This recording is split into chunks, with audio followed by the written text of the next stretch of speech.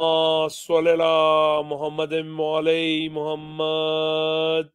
بسم اللہ الرحمن الرحیم الحمدللہ الذی جعلنا من المتمسکین بولایت امیر المومنین اللہم ایاک نعبد و ایاک نستعین الصلاۃ والسلام بتحیۃ والاکرام علی اشرف الانبیاء والمرسلین واولادہ الطیبین الطاہرین المعصومین ثم الصلاۃ والسلام علی الصدیقۃ المبارکہ الرازیۃ المرضیہ عالمۃ غیر معلمہ السیدہ فاطمۃ الزہراء صلوات اللہ علیہا ولعن اللہ تعالی علی اعدائہم اجمعین اما بعد فقد قال حق سبحانہ وتعالی فی کتابہ المجید وفرقان الحمید بسم اللہ الرحمن الرحیم وجعلناہم ائمۃ یہدون بامرنا۔ دعا ہے کہ مالک لم یزل ولایت علی چینل 313 کے توسل سے آپ مومنین کی بارگاہ میں آج کا یہ جشن جو 11ویں شہنشاہ 11ویں تاجدار ولایت سرکار ابو امام صالح سرکار امام حسن عسکری علیہ السلام آپ کی خدمت میں پیش کیا جا رہا ہے۔ دعا ہے کہ مالک آج کے اس جشن کا صدقہ، اس خوشی کا صدقہ، سرکار صاحب العصر کے چہرے پہ آنے والی اس مسکراہٹ کا صدقہ میرا مالک مومنین کو ہر غم سے محفوظ فرمائے۔ میرا مالک پوری دنیا میں رہنے والے جہاں جہاں مومنین آباد ہیں، میرا مالک ان تمام کو شیاطین کے شر سے، حاسدین کے حسد سے، دشمن کے وار سے محفوظ فرمائے۔ ملک پاکستان اور اس کے علاوہ دنیا بھر میں رہنے والے شیعان علی بن ابی طالب میرا مالک رحم فرمائے۔ اور میرا مالک جس طرح پوری دنیا میں انسانیت کے ساتھ سلوک ہو رہا ہے، میرا مالک اگر وہ قابل رحم ہیں تو ان پہ رحم فرمائے، بالخصوص فلسطین اور کشمیر پر جو ظلم اور بربریت ہے، میرا مالک واسطہ محمد و آل محمد کی عزت و عصمت و طہارت کا، جن لوگوں کا مقصد نیک ہے، جن لوگوں کا سوچ اچھی ہے، میرا مالک ان تمام کا جس بھی مذہب سے، مسلک سے تعلق ہے، میرا مالک ان کی حفاظت فرمائے۔ چینل ولایت علی میرا مالک ان کی توفیقات خیر میں اضافہ فرمائے، جو مسلسل تعلیمات اہل بیت علیہ السلام کو آپ تک پہنچانے کے لیے مصروف عمل ہے۔ آج کا یہ جشن مخصوص و منسوب ہے 11ویں شہنشاہ کے ساتھ، تو کوشش کریں گے کہ تذکرہ جو ہے وہ اسی امام کی بارگاہ میں ہدیہ ہونا چاہیے۔ میں اپنی مسلسل جو بھی مجالس اس چینل کے ذریعے ریکارڈ کی جاتی ہیں، جو کسی بھی امام کی ظہور یا کسی بھی امام کی شہادت کے عنوان سے ہوتی ہیں، تو اس میں یہ بات ضرور کہتا ہوں، کیونکہ ان مجالس کو، ان پروگرامز کو سننے والے، ان کا تعلق مختلف مکاتب فکر سے ہوتا ہے، تو وہ ہمارے مکتب کے اصول کو سمجھیں، ہمارے مکتب کے عقائد کو سمجھیں، اور صرف وہ ان سے ہماری آئمہ کے فضائل اور مصائب نہیں، بلکہ وہ اصل میں اس تھیم کو سمجھیں کہ یہ شیعہ مذہب جو ہے وہ 1400 سال سے کس روش پہ چل رہا ہے۔ نظریہ امامت جو ہے، ہم اس نظریہ امامت کے قائل ہیں، اور نظریہ امامت عین فطرت ہے۔ نظریہ امامت، اس کا تعلق خوش عقیدگی کے ساتھ نہیں ہے، اس کا تعلق ذاتی محبت کے ساتھ نہیں ہے، اس کا تعلق یہ نہیں ہے کہ ہم اپنے آئمہ کو محبت کرتے ہیں، اپنے آئمہ سے پیار کرتے ہیں تو ہم ان ہستیوں سے محبت کرتے ہیں اور ان کی محبت کی وجہ سے ہم ان کو اپنا امام کہتے ہیں۔ نہیں، ایسا بالکل بھی نہیں ہے۔ یقیناً ہم ان سے محبت بھی کرتے ہیں، ہم ان سے مودت بھی کرتے ہیں، لیکن ہم اپنی محبت کی وجہ سے انہیں امام نہیں کہتے، بلکہ وہ امام ہیں، اور امام ہونے کے بعد ہم ان سے محبت کرتے ہیں۔ ان کے پاس جو اللہ نے یہ منصب دیا ہے، یہ منصب عین ان کا حق ہے، اور انسانیت کے پاس سوائے امامت کے اور کسی رستے پہ چلنا ممکن ہی نہیں ہے۔ اب دیکھیے، امام ہوتا کون ہے، امام کا اختیار کیا ہے؟ کیا صرف اور صرف کسی ماننے والے کو پیشوا اسے امام کہتے ہیں؟ نہیں، خداوند متعال نے جب انسانیت کا آغاز کیا تو خداوند متعال نے انسان کی ہدایت کا ایک مکمل پروگرام تشکیل دیا، ایک مکمل پلان بنایا کہ اگر میں نے انسانیت کو زمین پہ اتار رہا ہوں تو ان کو میں نے ہدایت کیسے دینی ہے۔ تو خداوند متعال نے ہدایت کا بندوبست پہلے کیا اور ہدایت لینے والوں کو بعد میں بنایا۔ یعنی کہ وہ کتنا بڑا کارساز ہے، وہ کتنا بڑا قادر مطلق ہے کہ اس اللہ نے ہدایت لینے والوں کو بعد میں خلق کیا، ہدایت دینے والوں کو پہلے خلق کر دیا۔ کیا بات ہے کہ کوئی ایک لمحہ بھی بغیر ہادی کے نہ گزرے. حضرت آدم کو زمین پہ اتارا، حضرت آدم کے بعد خدا مختلف انبیاء کو اتارتا گیا. آخری نبی ختمی مرتبت جد الحسن والحسین علیہ السلام سرکار رسالت امام صلی اللہ علیہ وآلہ وسلم، ان کی ذات پہ آ کے نبوت ختم ہو گئی. اور اس رسول نے، اس نبی نے، اس سید المرسلین میرے آقا و مولا نے قیامت تک کے لیے انسانیت کو ایک اسوہ حسنہ دے دیا، ایک عملی نمونہ دے دیا، اور ان کے ہاتھوں پہ اللہ کی ایک مکمل کتاب قرآن کی صورت میں، جن میں اللہ کے احکامات تھے، جس میں اللہ کے حکم تھے، وہ دی. اور ساتھ ایک حدیث کہہ دی جسے حدیث ثقلین کہا جاتا ہے، انی تارکن فیکم الثقلین کتاب اللہ و اطرتی اہل بیت. میں تمہارے درمیان دو گراں قدر، دو وزنی چیزیں چھوڑ کے جا رہا ہوں، ایک قرآن ہے اور دوسری میری اہل بیت ہے. ان دونوں کو آپس میں انہیں متمسک، ان کے ساتھ رہنا، ان کو تھامے رکھنا حتیٰ کہ تم حوض کوثر تک پہنچ جاؤ. اب خدا کے رسول نے یہ ہدایت کا بندوبست کیا کہ خدا کے رسول نے یہ بتا دیا، ہمارے آقا نے یہ بتا دیا کہ میں تمہارے درمیان صرف کتاب نہیں چھوڑ کے جا رہا، اہل بیت بھی چھوڑ کے جا رہا ہوں. اب کیسے ممکن ہے میرا اہل سنت دوست، کیسے ممکن ہے میرے آج کے دور کا زندگی گزارنے والا مسلمان بھائی، کہ خدا نے رسول کے جانے کے بعد سلسلہ ہدایت کو لپیٹ دیا ہو؟ نہیں. اگر خدا نے سلسلہ ہدایت کو نہیں لپیٹا تو بعد از رسول اگر کوئی شخص جس نے نبی کو نہیں دیکھا ہوا اور وہ بعد از رسول 100 سال بعد، 20 سال بعد، 50 سال بعد، یا 500 یا 1000 سال بعد دنیا میں پیدا ہوتا ہے، تو اب وہ ہدایت کس سے لے گا؟ اب اس کا ہادی کون ہوگا؟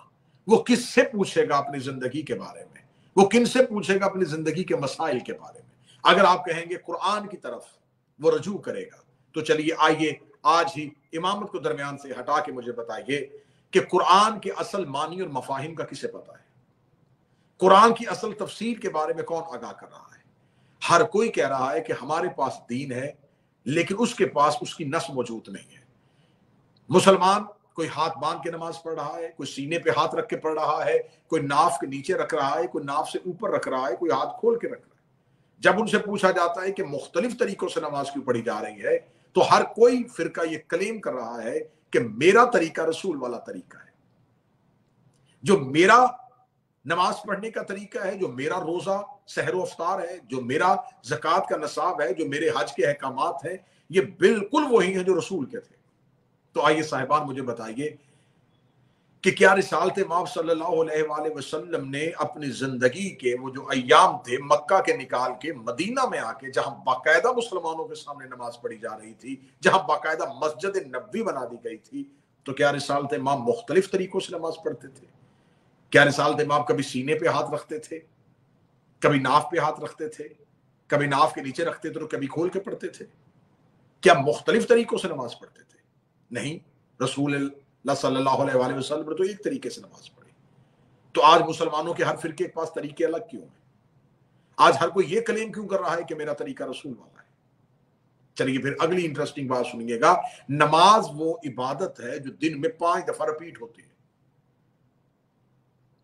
روزے سال میں ایک بار آتے ہیں، حج سال میں ایک دفعہ کیا جاتا ہے، زکوٰۃ سال میں ایک مرتبہ دی جاتی ہے. چلے جو سال کے بعد کیا جائے، کہا جا سکتا ہے کہ 1 سال کے بعد ہوئی تھی، شاید امت کو بھول گئی ہو.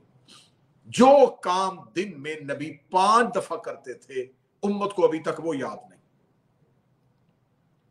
آج تک امت یہ یاد نہیں کر سکی جو کام دن میں رسول 5 دفعہ رپیٹ کرتے تھے وہ یاد نہیں.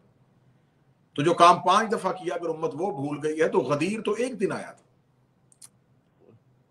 لہٰذا اب ہر کوئی یہ کلیم کر رہا ہے کہ میرا طریقہ رسول والا ہے، میرا ترک رسول والا ہے. طریقہ رسول والا نہیں ہے. آپ نے رسالت مآب کو نماز پڑھتے ہوئے نہیں دیکھا. آپ تک یہ طریقہ کس نے پہنچایا؟ آپ کہیں گے کہ ہمارے آئمہ نے. تو اس کا مطلب ہے جھگڑا قرآن کی وجہ سے نہیں ہے، جھگڑا رسول کی وجہ سے نہیں ہے، جھگڑا امام کی وجہ سے. جیو قبلہ جیو. جھگڑا اس بات پہ نہیں ہے کہ ہمارا اللہ ایک نہیں ہے. شیعہ کسی اور خدا کو سجدہ کرتے ہیں، اہل سنت کسی اور کو کرتے ہیں، اہل حدیث کسی اور کو کرتے ہیں، دیوبندی مکتب، بریلوی مکتب، یہ تمام مکاتب ایک ہی اللہ کو سجدہ کرتے ہیں. یہ ایک ہی قرآن سے رہنمائی لیتے ہیں، یہ ایک ہی رسول کی امت ہے، نہ اللہ بدلا ہے، نہ رسول بدلا ہے، نہ کتاب بدلی ہے، نہ خانہ کعبہ بدلا ہے، لیکن تمام کے طریقے اس لیے بدل گئے ہیں کہ ان تمام کے پاس امام ایک نہیں ہے۔ جس نے جسے معتبر سمجھا اسے اپنا امام بنا لیا۔ اب سوائے مکتب اہل بیت کے، یہ بات ریکارڈ کی صورت میں کہہ رہا ہوں کہ سوائے مذہب اہل بیت کے کوئی مسلمانوں کا مسلک یہ کلیم نہیں کر سکتا کہ اس کا امام معصوم ہے۔ سوائے مذہب اہل بیت کے ماننے والوں کے شیعان اہل بیت کے علاوہ کوئی فرقہ کلیم نہیں کر سکتا کہ ہمارا امام رسول کے خاندان میں سے۔ جب کسی کے پاس یہ کلیم نہیں ہے، ہر کوئی یہ کہتا ہے کہ ہمارے امام ہیں، بہت جید ہوں گے، بہت بڑے محدث ہوں گے، حافظ قرآن ہوں گے، معصوم نہیں۔ اگر غیر معصوم ہے تو خطا کا امکان ہے، تصور غلطی ہے، نہیں کرتے ہوں گے، چلے یہ بھی مان لیتے، امکان ہے، تصور ہے کہ غلطی کی کوئی نہ کوئی صورت موجود ہے۔ تو اگر آپ دین کی مکمل رہنمائی ان سے لیں گے تو اگر ان کے کسی ایک بتائے ہوئے دینی حکم میں غلطی ہو گئی تو اب قیامت والے دن اس چیز کا جواب آپ دیں گے یا وہ امام دیں گے؟ کیونکہ آپ کو اختیار تھا امام کے چناؤ کا، آپ کو اختیار تھا کہ آپ سمجھیں کہ جھوٹے امام کون سے ہیں اور سچا امام کون سا ہے۔ لہذا مذہب یہ تھوڑا وقت تمہید میں گزر گیا تاکہ ہمیں ضرورت امام اور اہمیت امام زمانے کو بتانی ہے۔ رسول اللہ صلی اللہ علیہ وآلہ وسلم کے بعد رسالت مآب کی معتبر حدیث اہل سنت کتابوں میں درج ہے کہ رسالت مآب نے کہا میرے بعد میرے 12 خلفاء ہوں گے، میرے 12 جانشین ہوں گے۔ رسالت مآب نمبرز بتا کے چلے گئے، رسالت مآب نے بتا دیا یہ نمبرز ہیں، 12 آئمہ ہوں گے۔ حدیث کو بدلا گیا کہ 12 کے 12 کا تعلق قریش سے ہوگا۔ رسالت مآب صلی اللہ علیہ وآلہ وسلم نے کہا کہ وہ 12 میرے خاندان میں سے ہوں گے، جیسا کہ حضرت موسیٰ کے بھی 12 نقیب تھے۔ اب 12 کی اس فگر کو پورا کرنا تھا تو اس ایک نمبرز کو پورا کرنے کے لیے امت نے بھی 12 امام بنائے۔ امت نے بھی کہا کہ ہمارے بھی 12 ہی ہیں، لیکن انہیں خلفاء کہا جاتا ہے۔ انہوں نے کہا رسول پاک نے 12 جو بات کی تھی وہ 12 خلفاء جو تھے وہ ہمارے پاس ہیں۔ ہم نے کہا نہیں، وہ آئمہ ہیں۔ اب اگلی انٹرسٹنگ بات سنیے گا میرے سننے والے سامعین، جنہوں نے رسول کے بعد مولا علی کو امام نہیں مانا بلکہ خلیفہ بنایا، پھر اس کے بعد دوسرا خلیفہ بنایا، پھر اس کے بعد تیسرا خلیفہ بنایا، پھر اس کے بعد مولا علی کو خلافت دی گئی اور ایک امام کو مسلمانوں نے اپنا خلیفہ بنایا چوتھے نمبر پہ جا کے۔ یہ جو پہلی 3 خلافتوں کا دور گزرا، ان پہلے 3 خلافتوں کے دور میں کسی کو امام نہیں بنایا۔ جو پہلے امام آ کے بنے، جن سے پہلی دفعہ فقہ لی، فقہ کے جو امام بنے وہ امام ابو حنیفہ نعمان ابن ثابت ہے۔ اس سے پہلے کوئی بھی امام نہیں تھا۔ تو میرے سوال کا جواب دیجیے گا کہ امام ابو حنیفہ نے آ کے اگر آپ کو فقہ کے تمام اصول اور قواعد دیے ہیں تو اس سے پہلے جس دور میں لوگوں نے اعمال کیے ہیں وہ کس امام کی پیروی میں کیے ہیں؟ جی قبلہ جی، ماشاءاللہ، بہت خوب۔ ہم نے تو رسول کے بعد ایک لمحہ بھی بغیر امام کے دیکھا ہی نہیں۔ ہم نے تو رسالت مآب صلی اللہ علیہ وسلم ایک سنگل لمحہ بھی نہیں، ایک دن بھی نہیں ایسا۔ پھر آپ کے پاس چوتھی خلافت کے دور میں تو حضرت علی آ گئے، پھر جب 5ویں خلافت کا دور آیا تو اس ایک طرف معاویہ ہے اور ایک طرف امام حسن ہے۔ اب اگر آپ نے خلافت میں ہی امامت کو تلاش کرنا ہے تو میرا بھائی پھر آپ کا حق بنتا ہے کہ آپ آج بھی تواریخ میں لکھتے ہیں کہ امام حسن نے معاویہ سے صلح کر لی تھی، تو پھر آپ لفظ امام مولا حسن کے ساتھ کیوں لکھ رہے ہیں؟ جب خلافت ان کو دی گی تو لفظ امام کو ٹرانسفر کریں، یہ لفظ امام بھی ان کا ٹائٹل بنائے، نہیں بنا سکتے۔ جب آپ یہ مانتے ہیں کہ صلح ہونے کے باوجود بھی آپ انہیں امام نہیں مان سکتے، تو جب صلح کے باوجود آپ امام نہیں انہیں مان سکتے تو پھر ہم بتائیں ہم جنگ کے باوجود امام کیسے مان لیں؟ لہٰذا ہمارے پاس یہ تصور ہے کہ بعد رسول، اور یہی عین عقیدہ ہے، یہی عین فطرت ہے کہ ایک لمحہ بھی انسانیت بغیر ہدایت کے نہ رہے، تو رسول اللہ کے بعد امیر المومنین یہ ہمارے پہلے امام ہیں، اور پھر اس کے بعد یہ پوری کی پوری نسل رسول، پورے کے پورا خاندان رسول، جن میں کوئی ایک بھی غیر معصوم نہیں ہے، کسی ایک کا بھی تعلق جو ہے وہ نسل رسول سے باہر نہیں ہے۔ اب آج اس امام کا تذکرہ ہے، اس میرے آقا و مولا، ان کا نام نامی اسم گرامی جو ہے وہ حسن ہے، لیکن لقب میرے مولا کا جو ہے وہ عسکری ہے، اور میرے مولا کو اسی لقب کے ساتھ یاد کیا جاتا ہے۔ میرے مولا کے ظہور کے متعلق دو طرح کی روایات موجود ہیں۔ پہلی روایت یہ ہے کہ میرے مولا کا جو دنیا میں ظہور ہے وہ 8 ربیع الثانی ہوا ہے، اور دوسری ایک روایت ہے کہ نہیں، شاید 10 ربیع الثانی، لیکن 8 اور 10 یہ دو ہی روایات ملتی ہیں مولا امام حسن عسکری علیہ السلام کے دنیا میں ظہور سے متعلق۔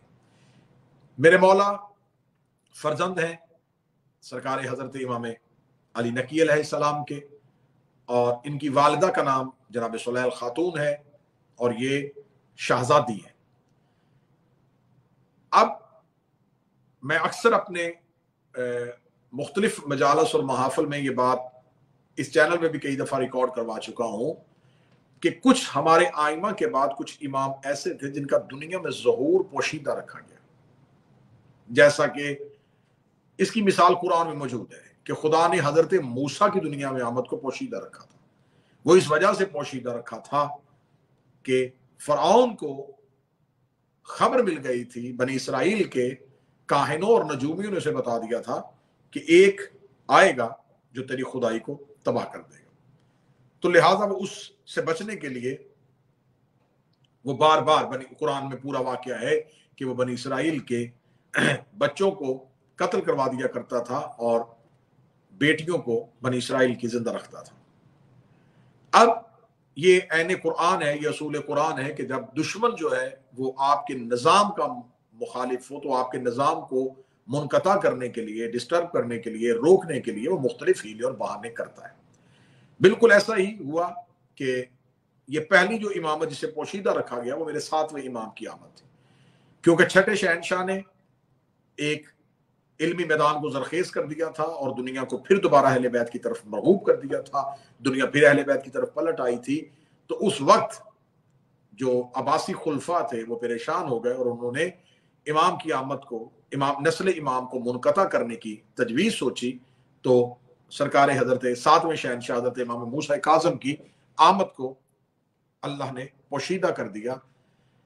یہ ہمارے پہلے امام تھے جن کی آمد کو خداوند متعال نے پوشیدہ رکھا، اور پوشیدہ ہوئے تو ساتھ ہی جو امام صادق علیہ السلام کے فرزند حضرت اسماعیل تھے، لوگ یہ سمجھے کہ حضرت اسماعیل جو ہیں وہ امام ہیں، اور آج بھی ایک فرقہ ہے جو حضرت اسماعیل کو سرکار صادق آل محمد کے بعد امام کہتا ہے، جسے اسماعیلیہ کہتے ہیں۔ اب اس کے بعد یہ میرے امام جو ہیں ان کی آمد بھی جو وہ بھی پوشیدہ ہے۔ وہ پوشیدہ اس لیے ہے کہ جیسے جیسے امامت کے نمبرز کم ہو رہے تھے تو 12ویں امام کا ایک خوف جو ذہنوں پہ تھا، اس خوف کو ختم کرنے کے لیے 7ویں 8ویں امام کے بعد مسلسل یہ پلاننگ ہو رہی تھی کہ اب کسی نہ کسی طریقے سے ہمیں ہر صورت میں خاندان اہل بیت کا سلسلہ روکنا ہے، نسل امامت کو روکنا ہے، تاکہ ہم یہ 12 کی نمبرنگ جو ہے وہ پوری نہ ہونے دیں، اور کسی صورت میں 6 یا 7ویں امام کے بعد پھر 8ویں امام، اور 8ویں امام کے بعد تو باقاعدہ انہوں نے 8ویں امام کو مدینہ سے منتقل کیا، 7ویں شہنشاہ کو مکمل بغداد میں رکھا، 8ویں شہنشاہ کو طوس لے گئے، پھر 9ویں امام جو تھے میرے سرکار حضرت محمد تقی علیہ السلام ان کو بھی سامرا منتقل کر دیا، پھر 10ویں امام جو ہیں حضرت امام علی نقی علیہ السلام ان کو بھی سامرا میں شاید نویں امام کے حالات زندگی میں جب گفتگو ہوئی تو میں بتا چکا تھا کہ سامرا ایک فوجی چھاؤنی ہے جس کے اندر امام کو اس وجہ سے رکھا گیا تاکہ امام ہماری نگاہوں کے سامنے رہیں اور نسل امامت جو ہے وہ آگے نہ بڑھ سکے۔ اب جو چاہنے والے تھے جب وہ امام سے ملتے تھے تو اس وقت بھی امام یہ چاہتے تھے کہ شاید جیسا کہ حضرت اسماعیل کے لیے ہو گیا تھا تو میرے دنیا سے ظاہری طور پہ پردہ کرنے کے بعد میرے ہی چاہنے والے کہیں مختلف حصوں میں تقسیم نہ ہو جائیں، تو امام اپنے چاہنے والوں کو مختلف اوقات میں اگلے امام کے بارے میں آگہی دیتے تھے، جیسا کہ شیخ مفید نے الارشاد میں لکھا ہے کہ یحییٰ بن یسار عنبری اس سے ایک روایت لی ہے کہ حضرت امام ہادی علیہ السلام نے اپنی شہادت سے 4 مہینے پہلے اپنی ایک وصیت میں یہ ارشاد فرما دیا تھا کہ میرے بعد میرا بیٹا حسن جو ہے وہ میرا جانشین ہوگا۔ پھر اس کے بعد مرحوم مقدس الدبیلی نے اس واقعے کو پورا تفسیر کے ساتھ لکھا، بحر الانوار میں علامہ مجلسی نے لکھا کہ مختلف اوقات میں مختلف شیعہ جب مولا سے ملنے کے لیے آتے تھے تو مولا ہر ایک ملنے والے کو مختلف طریقوں سے امام کے بارے میں آگہی دیتے تھے۔ ایک شخص تھا ابو ہاشم، اور وہ مختلف لوگ اس سے رابطہ کرتے تھے کہ کیونکہ یہ 10ویں امام کے زیادہ قریب ہے اور امام سے ملاقات کرتا ہے تو لوگ اپنے مسائل ابو ہاشم کو دے دیا کرتے تھے کہ ابو ہاشم یہ ہمارے مسائل جو ہیں وہ امام کی بارگاہ تک پہنچا۔ تو وہ مختلف سوالات لکھتا رہتا تھا، خطوط رکھ لیتا تھا کہ جب میں مولا کے پاس جاؤں گا تو میں مولا کو جا کے ان مسائل کے بارے میں آگاہ کروں گا۔ تو یہاں ایک بات ذہن میں رکھیے گا کہ مولا کے ایک بڑے فرزند تھے ابو محمد 10ویں شہنشاہ کے، جو 11ویں شہنشاہ کے بھائی تھے، وہ مولا کی زندگی میں دنیا سے پردہ فرما گئے، 10ویں شہنشاہ کی زندگی میں پردہ فرما گئے۔ تو ان کی انتقال کی خبر جب پہنچی تو یہ تذبذب کا شکار ہو گیا کہ امام کے اگر بڑے فرزند انتقال فرما گئے ہیں، دنیا سے پردہ کر گئے ہیں، تو اب آنے والے امام جو ہے وہ کون ہوں گے، کیونکہ امام تو ظاہری طور پہ ان کے قید خانے میں ہیں۔ تو لیکن اس نے یہ سوال جو ہے وہ اپنے خط میں نے لکھا، ذہن میں سوچا جب یہ خط لکھ رہا تھا، اس نے خط بند کیا اور کسی نہ کسی طریقے سے امام تک وہ خط پہنچا دیا۔ جب امام تک خط پہنچا تو امام نے اس خط کا جواب جو لکھا، وہ جواب سنیے گا۔ امام نے فرمایا کہ میں تمہیں اس خط کے جواب میں وہ چیز کے بارے میں خبر دینے لگا ہوں جو تم نے سوچی تھی لیکن پوچھی نہیں تھی، جو تم نے سوچی ضرور ہے، پوچھی نہیں۔ تمہاری سوچ میں یہ بات تھی کہ اگلا امام کون ہوگا، تو مولا نے فرمایا کہ وہ میرا فرزند جس کا نام حسن ہوگا وہ میرا جانشین ہوگا، اور اب جب دوبارہ تم مجھے خود ملنے کے لیے آئے گا تو مجھے شہادت کا جام میں نوش کر چکا ہوں گا اور میرا بیٹا ہی میرا جنازہ پڑھائے گا، اور اگلے جو تیرے سوالات ہیں ان کے جواب میرا وہی بیٹا دے گا۔ اللہم صلی اللہ محمد مولی محمد۔ اور جب یہ پہنچا ہے سامرا تو امام کو زہر مل چکی تھی اور مولا کی شہادت ہو چکی تھی، اور جب یہ مولا کا جنازہ پڑھنے کے لیے کہ میں نماز جنازہ کے لیے مولا کی نماز جنازہ میں شرکت کروں، تو جب یہ نماز جنازہ میں شرکت کرنے کے لیے وہاں بیٹھا ہوا تھا اور یہ بار بار دیکھ رہا تھا کہ کون آئے گا، تو اس نے دیکھا کہ ایک امام کا فرزند جو ہے وہ مصلی امامت پہ آئے، مصلی امامت پہ آ کے چہرے پہ ان کے نقاب تھا اور انہوں نے نماز جنازہ پڑھائی۔ جب نماز جنازہ ہو چکی تو یہ تیزی کے ساتھ لوگوں کے صفوں سے نکل کے امام کی بارگاہ تک پہنچا کہ تاکہ میں امام کے چہرے کی زیارت کروں۔ تو امام کا ہاتھ اس نے ابھی دیکھا تھا اور اس نے آ کے امام کے ہاتھ کا بوسہ دیا، اور امام نے اپنی جیب میں ہاتھ ڈالا اور ایک کاغذ کا ٹکڑا اس کے ہاتھ میں رکھ کے کہا کہ تیرے باقی سوالات کے جواب اس میں ہیں۔ آہا سبحان اللہ، جو تو نے سوال بارگاہ امام علی نقی علیہ السلام نے کیے تھے۔ تو کیونکہ یہ وہ شخص تھا جو لوگوں کے ساتھ متعلق تھا تو امام نے اس تک پہنچا دیا کہ اب اگلا امام میں ہوں۔ اس واقعے کا مطلب جو ہے، یہ میں نے 3-4 منٹ میں یہ واقعہ سنایا، اس واقعے سنانے میں کچھ زاویے نکالنے تھے، کچھ چیزیں نکالنی تھی۔ پہلی چیز یہ ہے، امت کا کام نہیں ہے امامت کے لیے خوف میں رکھنا، امت کا کام، ماننے والے کا یہ کام نہیں ہے کہ وہ یہ سوچے کہ اب کیا ہوگا. ماننے والے کا کام ہے کہ وہ یقین کی حالت میں رہے. پہلا نتیجہ. دوسرا نتیجہ کہ جب یہ اپنے سوالات امام تک پہنچا رہا تھا تو یہ سمجھ رہا تھا کہ شاید اس کے بعد مجھے ان سوالوں کا جواب نہیں ملے گا. امام نے اس کی سوچ کی نفی کی. امام خود بھی 10ویں امام بھی سوال کا جواب دے سکتے تھے، لیکن 10ویں امام نے مؤخر کیوں کیا کہ اب ان سوالات کا جواب میرا بیٹا ہی دے گا، کیونکہ تو نے اس نیت کے ساتھ سوال کیے کہ انہی کی زندگی میں پوچھ لوں، پتہ نہیں ان کے بعد کیا ہوگا. تو امام نے اس کے اس عقیدے کی وجہ سے، اس کی اس ایک سوچ کی وجہ سے امام نے اسے ایک آزمائش میں ڈال دیا کہ انتظار کرو، اب وہی دے گا. تو امام کا کام ہوتا ہے ماننے والے کی آزمائش کرنا. ماننے والے کا کام نہیں ہوتا کہ اپنے مولا کی آزمائش کرے. جیو قبلہ جیو، ماشاءاللہ. تیسری فکر اس میں سے صاحبان یہ نکلتی ہے کہ جب یہ امام کی بارگاہ تک پہنچا تو میرے آقا و مولا، میرے 11ویں شہنشاہ حضرت امام حسن عسکری علیہ السلام نے پہلے اس کے سوالات کے جواب دیے کہ یہ لو، تم شک میں نہ رہنا، کیونکہ اگر تم شک میں پڑ گئے تو لوگ تو ہم سے مل نہیں رہے، ہمارے شیعہ تو ہم تک پہنچ نہیں رہے، ہمارے محبین تو ہم تک پہنچ نہیں رہے، تم جا کے ہمارے شیعوں کو ہمارے بارے میں بتاتے ہو.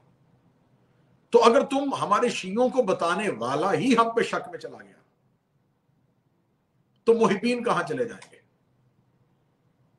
اب اس کا اگلا زاویہ میرے صاحبان یہ تھا کہ جو اپنے آقا و مولا کے بارے میں عام شیعوں کو بتاتے ہیں ان کو امام پہ مشکوک نہیں ہونا چاہیے،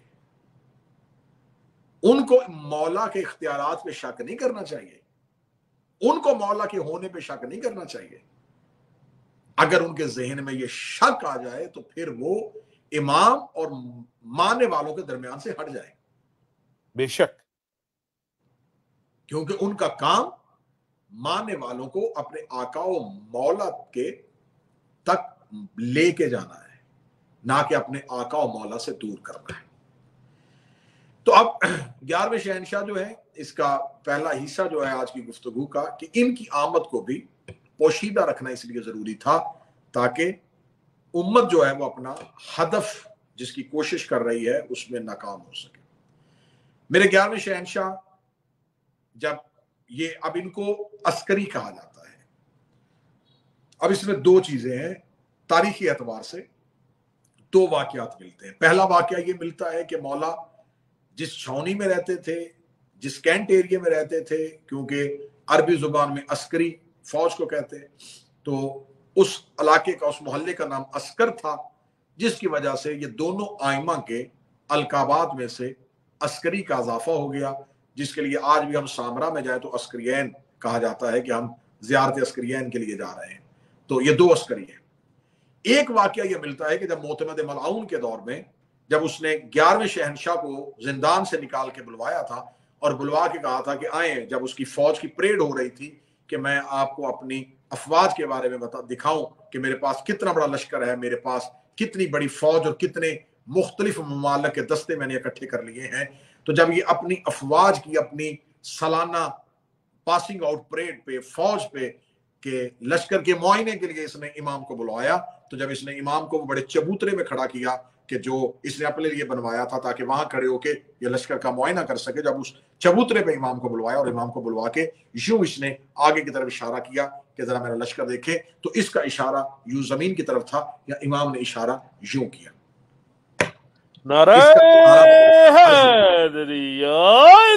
اس کا اشارہ عرضی تھا، امام نے آسمانی کیا. تو اس سے پہلے کہ یہ مولا کو اشارہ کرے کہ یہ دیکھیں، مولا نے فرمایا یہ دیکھ. تو جب اس نے اپنی نگاہیں، اپنا سر آسمان کی طرف اٹھایا تو اس سر سے لے کے آسمان تک ایک بہت بڑا لشکر نظر آیا.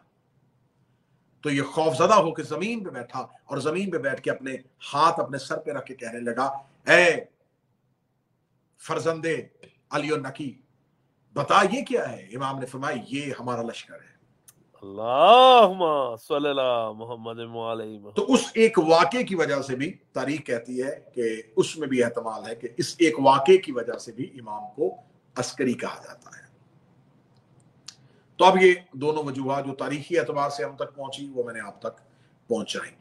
اب اس امام کی زندگی میں خاصا جو تھا وہ یہ تھا کہ ہر امام کی نسبت ہر امام کے دور سے ہٹ کے ہمیں اس امام کے دور کو دیکھنا ہے. اس امام کے دور میں دو طرح کے انقلاب پیدا کرنے ہیں, دو ریولیشن جو ہیں وہ زمانے تک لے کے آنی ہے. پہلی ایک علمی انقلاب جو امام کی ذمہ داری ہے, لوگوں کو دین کے بارے میں بتانا, لوگوں کو فقہ کے بارے میں بتانا, لوگوں کو علوم کے بارے میں بتانا, قرآن اور اللہ سے متمسک رہنے دینا, یہ بحیثیت امام ذمہ داری تھی. دوسری ایک ذمہ داری امام نے بہت بہترین ادا کی کہ 12ویں سے پہلے ایک ایسی تحریک پیدا کرنا, ایک ایسا انقلاب پیدا کرنا کہ 12ویں کو آخری حجت کو زمانے میں ظاہری طور پہ تھوڑا عرصہ رہنا ہے. تو ان چند سالوں کا جو اس ظاہری 12ویں امام نے جو چند سال کا کام کرنا ہے, اس کا بقیہ کام بھی اس 11ویں امام نے اپنے ہی دور میں کرنا ہے. لوگوں کو امام کی غیبت سے متعلق اتنا یقین ان کے ذہنوں میں بھر دینا کہ ان کے ذہنوں میں یہ چیز تیار ہو جائے کہ امام بھی غائب ہو سکتا ہے. اللہم صلی اللہ محمد علیہ محمد. جی قبلہ جی, کہ اگر امام غیبت میں ہو تو امام کے ساتھ کیسے تعلق رکھنا ہے. اب اس کے لیے آپ سوال رکھیں گے کہ مولا نے کیا اس کے لیے کیا تیاری ہوئی تھی, کیسے لوگوں کے ذہن سازی کی گئی تھی, کیسے لوگوں کے ذہن بنائے گئے تھے. اس کے لیے یہ کہ میرے مولا قید خانے میں ہوتے تھے, ماننے والے اپنے گھروں میں ہوتے تھے. اب جب ماننے والے گھروں میں ہیں اور امام قید خانے میں ہے تو یقیناً امام اور ماننے والوں کے درمیان ایک فاصلہ ہے. وہ فاصلہ کس چیز کا ہے؟ زندان کا. اب امام نے اس زندان کے فاصلے کو اتنا ختم کیا کہ ماننے والوں کے معاملات اور مسائل کو مولا نے ان کے گھروں میں بیٹھ کے مختلف طریقوں سے ایسے حل کیا کہ لوگوں کو یقین ہو گیا کہ یہ غیب رہ کے بھی ہماری مدد کرتے ہیں. نعرہ حیدری علی مولا علی مولا. جی قبلہ جی. تصور غیبت یہ 11ویں شہنشاہ کی بہت بڑی ذمہ داری تھی. اگر میرے 11ویں شہنشاہ اس دور کے لوگوں کو, جیسا کہ اب جب رسالت مآب مکہ میں آئے تھے تو اس وقت لوگوں کے پاس گھروں میں نظر آنے والے خدا تھے. اب رسول نے کیا منوانا تھا؟ نہ نظر آنے والا خدا. تو نہ نظر آنے والا خدا منوانے کے لیے لوگوں کے ذہن تیار کرنے کے لیے رسالت مآب کو 40 سال لگے. 40 سال کے ان کے ذہنوں کو تیار کیا کہ وہ نہ نظر آنے والا خدا تسلیم کر لے. اگر اچانک ہی ان کے سامنے جا کے کہہ دیا کہ ایک اللہ ہے اور لیکن اس کا کوئی وجود نہیں ہے تو وہ کیسے مانیں گے؟ اب رسالت مآب نے مختلف معجزات, کیوں کبھی چاند 2 ٹکڑے کر رہے ہیں, کبھی درخت کو چلنے کا حکم دے رہے ہیں, لوگوں کو ان کے گھروں کی خبریں بتا رہے ہیں, ایران کے رہنے والوں کو کسرا کی خبریں, روم کی رہنے والوں کو ان کی خبریں. تو لوگوں کو پتہ چل گیا کہ یہ جو محمد ابن عبداللہ ہیں ان کا کوئی ایسا خدا ہے جو ہر جگہ دیکھ رہا ہے. اب مختلف معجزات, مختلف نشانیوں کے ذریعے لوگوں کا ذہن ایسا بنا دیا کہ اب ان کو اللہ کو سامنے نہ دے کے تسلیم کرنا آسان ہو گیا. میرے مالک نے لوگوں کے ذہنوں کو ایسا زرخیز کر دیا کہ امام کے نہ ہونے کے باوجود بھی امام کو ماننا ان کے لیے آسان ہو گیا. ایک بڑا مشہور واقعہ, لیکن اس میں بھی یہی نتیجہ نکلے گا کہ جب ایک شخص جو تھا، ایک عیسائی پادری جو تھا، وہ مختلف ایک ایسا دور آیا تھا کہ قحط ہو گیا تھا اور بارش نازل نہیں ہو رہی تھی، اور لوگ نکل آئے تھے اور مسلمان جو ہے وہ نماز استسقاء پڑھ رہے تھے، اور لوگ جو ہیں وہ اللہ کو پکار رہے تھے اور بار بار اللہ سے مناجات کر رہے تھے، بارش کی دعائیں کر رہے تھے. تو عیسائی پادری جو ہے وہ اس کو خبر ملی کہ لوگ بارش کے لیے تڑپ رہے ہیں، تو وہ اپنے گرجا سے باہر نکلتا ہے، اور گرجا سے باہر نکل کے وہ جس بستی میں آتا ہے بستی کے لوگوں کو اکٹھا کرتا ہے، ان سے پوچھتا ہے مجھے اپنا کوئی مسئلہ بتاؤ. تو ان کا میجر ایک کامن ایک پرابلم یہی تھا کہ وہ کہہ رہے تھے کہ بارش نہیں ہو رہی. تو جب وہ کہتا ہے کہ بارش نہیں ہو رہی تو وہ آسمان کی طرف ہاتھ اٹھاتا اور اس بستی میں بارش ہو جاتی. لوگ اس کو جھک جاتے، جھکتے، ان کو عیسائی کرتا، اگلے شہر میں جاتا انہیں عیسائی کر دیتا، اگلے شہر میں جاتا انہیں عیسائی کر دیتا. معتمد عباسی کو خبر ملی کہ ایک عیسائی پادری ہے جو گاؤں کے گاؤں عیسائی کر رہا ہے. تو یہ ڈر گیا، یہ خوف زدہ ہو گیا. تو اس نے کہا اس کو بلوا کے لاؤ. جب اس کو بلوایا تو اس نے اس سے کہا کہ تو اس چیز سے باز آ. اس نے کہا کس چیز سے باز آؤں؟ اگر تو مسلمانوں کا خلیفہ ہے تو ایسا کر، جا کے میدان میں مسلح بچھا اور اپنے اللہ سے کیا بارش نازل کر. اگر تیرا اللہ تیرے کہنے میں بارش نازل کر دے گا، میں تیرے ہاتھ میں کلمہ پڑھ کے مسلمان ہو جاؤں گا، اور جن گاؤں کو میں نے عیسائی کیا ان کو دوبارہ مسلمان کر دوں گا، بلکہ اپنا قبیلہ اور اپنے لوگوں کو بھی مسلمان کر دوں گا. آؤ. اب کون آئے گا؟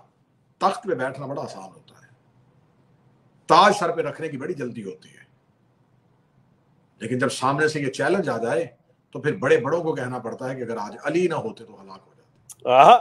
جی نعرہ حیدری یا علی. اب قید خانے سے میرے آقا و مولا کو بلوایا گیا، میرے 11ویں شہنشاہ کو بلوایا گیا. بلوا کے معتمد نے کہا کہ پہلے میں علیحدگی سے امام سے ملنا چاہتا ہوں. علیحدگی میں گیا اور علیحدگی میں جا کے کہنے لگا مجھے خبر ہے آپ ہی حق ہے، مجھے خبر ہے کہ منصب آپ سے چھینا گیا ہے، لیکن کیا کریں یہ غلطی میں نے نہیں کی، یہ آباء و اجداد سے ہو رہی ہے. میں نے تو اس ایک رسم کو نبھایا ہے جو چلتی آ رہی ہے. لیکن اب مسئلہ یہ ہے کہ اب اگر بارش اس پادری کے کہنے پہ ہو جاتی ہے تو لوگوں نے میری خلافت کا انکار نہیں کرنا، اللہ کی ربوبیت کا انکار کر دینا ہے. اسے خبر تھی کہ امام جب بھی مشکل کے لیے آئے گا تو امام تب آئے گا جب مصیبت دین پہ آئے گی. بے شک. میرے 11ویں شہنشاہ نے کہا کہ یقیناً اگر مجھے یہ خبر ملتی کہ لوگ تجھے خلیفہ کی بیعت توڑ رہے ہیں تو میں کبھی بھی نہ آتا. مجھے خبر ہوئی ہے کہ لوگ ہمارے اللہ کی اطاعت سے نکل رہے ہیں. میرے پروردگار چل ہمیں امام نہیں مانتے، میرے اللہ کی اطاعت تو کر رہے ہیں، تو میں اپنے اللہ کی اطاعت کو بچاؤں گا. مولانا نے فرمایا اس پادری کو لے کے آؤ. وہ پادری آیا، امام نے اس کا ہاتھ کی انگلیوں میں سے ایک ہڈی کو نکالا اور نکال کے مولانا فرمایا جا میدان میں جا کے دعا کر. جب کہ میدان میں جا کے دعا کر تو اس کا بدن کانپنا شروع ہوا. میدان کھچا کھچ بھرا ہوا تھا، لوگ انتظار کر رہے تھے کہ آج پادری خلیفہ کو پریشان کرے گا. پادری قدموں میں گرا، قدموں میں گر کے امام کو کہنے لگا مجھے معاف کر دیجیے. امام نے فرمایا یہ بنی اسرائیل کے ایک نبی کی ہڈی ہے، اس کے بدن کی ہڈی ہے جو تیرے آباء و اجداد سے ہوتی ہوئی تیرے تک پہنچ گئی ہے. تو اس ہڈی کو اپنے ہاتھ میں رکھ کے اللہ سے دعا کرتا ہے اور خدا بارش نازل کر دیتا ہے اس ہڈی کی برکت کی وجہ سے. یہ اعلان امام نے مجمع عام میں کیا. امام نے کہا سنو، اس ایک ہڈی کی وجہ سے یہ ہر گاؤں میں اللہ کی رحمت برسا رہا ہے. کس کی وجہ سے؟ اس ایک ہڈی کی وجہ سے. کس کی ہے؟ بنی اسرائیل کے نبی کی. یہ کہنے کے بعد امام نے فرمایا یہ بنی اسرائیل کے نبی کی ہڈی ہے، میں پورا جسم محمد کا ہوں. اللہم صلی اللہ محمد علیہ. میرا گوشت، میرا لہو، میری ہڈیاں پیغمبر کی ہیں. اگر ایک بنی اسرائیل کے نبی کی قبر سے نکلی ہوئی ہڈی تمہارے لیے رحمت بن سکتی ہے تو میں تو سر سے پاؤں تک محمد. یہ تھا 11ویں شہنشاہ کی غدیر کا اعلان. یہ تھا وہ وقت جب مجمع معتمد نے بلوایا تھا اور امامت کا اعلان 11ویں شہنشاہ کا ہو رہا تھا. کیا بات ہے قبلہ، بے شک. پھر میرے آقا و مولا نے دعا کے ہاتھ بلند کیے، بارش ہوئی اور امام نے سر سجدے میں رکھا اور اپنے اللہ کی ربوبیت کو بچایا. بس اس ایک واقعے کے بعد تاریخ یہ کہتی ہے کہ پھر شہنشاہیت کا اور بادشاہوں کا رخ امام سے بدلہ لینے پہ مجبور ہو گیا. لیکن میرے مولا نے اپنے دور میں بڑی سیاسی تحریکیں برپا کی، بہت سیاسی تحریکیں برپا کی. مولا نے اپنے آخری بیٹے کی جانشینی سے پہلے اپنے آخری بیٹے میرے آقا و مولا میرے 12ویں سرکار صاحب العصر والزمان اجل اللہ تعالیٰ فرجہ الشریف کے محمد والی محمد زمانے میں ظاہر ہونے سے پہلے مولا نے ایسی زمین سازی کر دی تھی، ایسی زمین سازی کر دی تھی کہ میرے مالک نے 12ویں شہنشاہ کے ظاہر اور ہونے سے پہلے لوگوں کو اس بات پہ آمادہ کر دیا تھا کہ امام غائب رہ کے بھی ہدایت کر سکتا ہے. پھر میرے مولا مختلف اپنے شیعوں کو فکری تربیت یہ کرتے تھے کہ امام مختلف شیعوں کو زندان سے خطوط لکھتے تھے اور خطوط لکھ کے مولا آنے والے دور کے بارے میں بتاتے تھے کہ تمہارے لیے یہ اذیتیں آنے والی ہیں، یہ مصیبتیں آنے والی ہیں. اور مولا کا ایک ایسا نائب، ایک ایسا وکیل جس کا نام عثمان بن سعید تھا، وکیل تھا جو روغن فروش تھا، روغن بیچا کرتا تھا. اب یہ جو مولا کے نمائندے ہوتے تھے، آپ ان کی ہسٹری پڑھ کے دیکھیں تو ان میں ایک چیز جو آپ کو مشترک ملے گی وہ یہ ہے کہ وہ کام کرتے تھے جو عوامی ہے. مثلا حضرت امیر المومنین میثم تمار کو ارچی سلیکشن اس لیے کی، وہ خرمے بیچتا تھا، وہ کھجورے بیچ، اس کا کام ہی بازار میں بیٹھنا ہوتا تھا اور مختلف قسم کے لوگ اس سے بزنس کے حوالے سے ملتے تھے. لوگ تجارت کرنے آتے تھے اور ولایت علی لے کے چلے جاتے تھے. آہا کیا بات ہے، علی علی. لوگ کھجورے خریدنے کے لیے آتے تھے اور عقیدہ لے کے چلے جاتے تھے. تو اب یہ جو میرے 11ویں شہنشاہ کا ایک نمائندہ ہے، یہ روغن فروش ہے، یہ روغنیات کی تجارت کرتا ہے. خمس کی جتنی بھی رقم کٹھی ہوتی تھی تو مولا سے پوچھا گیا کہ مولا آپ زندان میں ہیں، تو مولا نے فرمایا یہ جتنی بھی رقم ہے یہ عثمان ابن سعید کے پاس جمع کرواؤ. تو جب یہ مولا تک، یہ اس تک پہنچتی تو مولا اس کو حکم فرما دیا کرتے تھے کہ یہ اتنا خمس فلاں کے گھر پہنچانا، اتنا خمس فلاں کے گھر پہنچانا، اتنا اس سے میرے شیعوں کے لیے یہ کام کرنا. اور اس میں سے ایک وافر رقم جو ہے وہ مولا رکھتے تھے، اپنے شیعوں کی اس فکری تربیت کے لیے وقف کرتے تھے کہ ان تک غیبت کے دور میں ہونے والے نقصانات سے پہلے ہم ان کو مضبوط اتنا کر دیں کہ جب میرے آخری بیٹے کے دور میں ان کو مختلف قسم کی مصیبتوں اور اذیتوں میں ڈالا جائے تو یہ دنیاوی اور معاشرتی انداز میں کمزور نہ ہو. سبحان اللہ. اگر کسی کے بیٹے نے 12ویں آقا کے دور میں اذیت کا سامنا کرنا تھا تو اس کے باپ کا کاروبار اتنا وسیع کر دیا تھا کہ بیٹے کو معاش کی فکر نہ ہو. سبحان اللہ. یہ میرے 11ویں مولا کی زندگی میں یہ سیاسی تحریکیں، مختلف لوگوں کے وفود، خطوط، رابطے، ذرائع ابلاغ کی تیزی، ایک نیٹ ورک کی تشکیل، یہ تمام چیزیں میرے 11ویں شہنشاہ کے دور میں، مختصر دور لیکن بڑا منظم ترین دور. مجھے پھر ایک جملہ یہاں پہ کہنا ہوگا کہ آج تک غیبت کبرا سے لے کے اب تک کی شیعت اگر اپنے امام کے ساتھ مربوط ہے تو میرے 11ویں مولا کی وجہ سے. نعرہ حیدری یا علی علی مولا علی. بے شک آج ہمارے جو مراجع ہیں ان کے پاس جو ایک نس ہے جس پہ وہ کہتے ہیں کہ یہ نس ہے کہ لوگ جو ہیں وہ ہم سے مسائل پوچھیں, تو وہ 11ویں شہنشاہ کی ایک حدیث جو ہے اس کو کوٹ کرتے ہیں کہ جب مولا نے کہا تھا کہ تم میں سے وہ فقیہ جو دین کا جاننے والا, نفسانی خواہشات کی پیروی نہ کرنے والا, اپنے مولا کے امر کا مطیع ہو, تو پھر لوگوں کو چاہیے کہ وہ اس کی پیروی کریں, اس سے دینی مسائل سے رہنمائی لیں. لیکن پہلی بات تو یہ کہ اس کا کرائیٹیریا کیا ہے, اس پہ کون پورا اترتا ہے, یہ حدیث کن خاص لوگوں کے لیے کہی گئی تھی, کون سے خاص لوگ مولا نے 11ویں شہنشاہ نے اپنی زندگی میں چوز کرنے کے بعد, ان کے نام لینے کے بعد انہیں مختلف جگہوں پہ بھیج دیا تھا. کسی کو یمن میں بٹھا دیا تھا, کسی کو مصر میں بٹھا دیا تھا, کسی کو کوفے میں بٹھا دیا تھا, کسی کو بغداد بھیج دیا تھا, کسی کو آذربائیجان بھیج دیا تھا. یہ پورا نیٹ ورک تشکیل دے دیا تھا تاکہ پوری دنیا میں رہنے والے جتنے شیعہ ہیں, یہ 12ویں امام نے تو ایک مختصر دور کے لیے آنا ہے, وہ تو, اور جو مختصر دور ہے اس میں بھی غیبت صغریٰ ہے. تو اب 12ویں شہنشاہ نے امت کے ساتھ نہیں ملنا, انہوں نے کہیں آ کے نماز جمعہ نہیں پڑھانا, کہیں آ کے نماز عید نہیں پڑھانی, کہیں آ کے لوگوں کے جلوس کے ساتھ نہیں چلنا, کہیں آ کے لوگوں کو باقاعدہ علوم نہیں دینے. تو جب امت ان سے امام سے مل ہی نہیں سکے گی تو امام کے ملے بغیر وہ امام سے رابطہ کیسے رکھے گی, امام سے رہنمائی کیسے لے گی؟ تو 11ویں امام کے بعد کئی صف لپیٹ کے دنیا پھر بادشاہت کو نہ مان لے, خلافت کو نہ مان لے.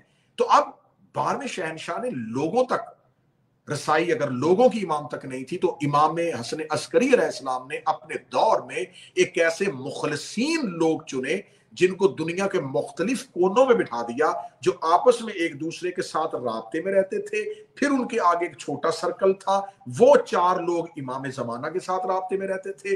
امام ان 4 کو بتاتے تھے, وہ 4 آگے ان 50 کو بتاتا تھا, وہ 50 آگے ان 300 کو بتاتے تھے, وہ 300 آگے ان 500 کو بتاتے تھے. اس پورے سرکل کے اندر پوری شیعت کو لے لیا تھا. سبحان اللہ, ماشاء اللہ قبلہ, بے شک. تو یہ امام اور ماننے والوں کے درمیان مختلف قسم کے لوگوں کو رکھ کے رہنمائی کروانا, یہ میرے 11ویں شہنشاہ کا بنایا ہوا نیٹ ورک ہے. دنیا میں یہ نظام, لیکن ان کا نظام کیا تھا؟ ان کے پاس وہ نظام یہ نہیں تھا کہ ہمیں مانو, ان کا نظام یہ تھا ہم سے سن کے ان کو مانو. آہا, کیا بات. میں پھر اگلا جملہ کہتا ہوں, ان کا نظام یہ نہیں تھا کہ ہماری وجہ سے ان کو مانو, ان کا نظام یہ تھا ان کی وجہ سے ہمیں مانو. یہ جتنا نظام تھا یہ میرے 11ویں شہنشاہ کا تشکیل دیا ہوا نظام تھا. اور آج شیعت کے خطوط جو ہیں وہ تھوڑے ہلے ہیں, اس پیمانے میں خطوط استوار نہیں ہے جس پہ کہا گیا تھا کہ جس مسند پہ یعقوب کولینی تھے, جس مسند پہ مقدس اردبیلی تھے, جس مقام کو ہاشم بحرانی کو, تو ہمارے اوپر یہ الزام لگا دیا جاتا ہے کہ شاید ہم صرف آئمہ کو مانتے ہیں اور پھر ہم 12ویں امام کے بعد کہتے ہیں کہ ہم کسی کو نہیں مانیں گے. نہیں, ایسی صورت نہیں ہے. ہم ان راویان حدیث کے ماننے والے ہیں, ہم ان سے حدیث لیتے ہیں, ہم ان فقہا کو مانتے ہیں جنہوں نے ہم تک مولا کی حدیثیں پہنچائیں, ان کی حدیث ہم تک پہنچائیں. یہ ایک بہت بڑی لمبی فہرست ہے ان لوگوں کی جنہوں نے مذہب اہل بیت کی خدمت کی اور جو آج بھی اس نیٹ ورک کا حصہ ہیں, جو آج بھی اس ایک مولا کے بنائے ہوئے سلسلہ کار میں امت کو امام تک ملائے ہوئے ہیں. تو میری بہت بڑی دعا ہے آپ تمام احباب کے لیے, مولا آپ تمام احباب کو اسی طریقے سے سلامت رکھے, آپ کو ہمیشہ آباد و شاد رکھے. مولا ہمارے بھائی انتصار شاہ کے رزق معرفت میں, رزق ولایت میں اضافہ فرمائے. دیکھنے والوں کو, سننے والوں کو میری جانب سے ایک مرتبہ پھر اس جشن سعید پہ میں بے انتہا مبارکباد پیش کرتا ہوں, اور دعا ہے کہ مالک اس خوشی کا صدقہ مومنین کے گھروں کو ہمیشہ خوشیوں سے بھرے رکھے، ہمارے آقا و مولا کے ظہور میں تعجیل فرمائے، اور میرے آقا و مولا کے اس بنائے ہوئے سلسلے کے ساتھ ہمیں مربوط رکھے، اور ہمارا شمار جو ہے وہ مولا کے حقیقی ناصرین میں فرمائے، ہمیں شکوک اور شبہات جیسے گناہوں سے محفوظ رکھے، ہمیں اپنے مولا پہ یقین بخشے، ہمیں اپنے مولا کے لیے اعتماد دے، ہمیں اپنے مولا کے عقیدے پہ ایک لمحے کے لیے بھی متزلزل نہ ہونے دے۔ ربنا تقبل منا انک انت السمیع العلیم، آمین یا رب العالمین، اللہم صلی اللہ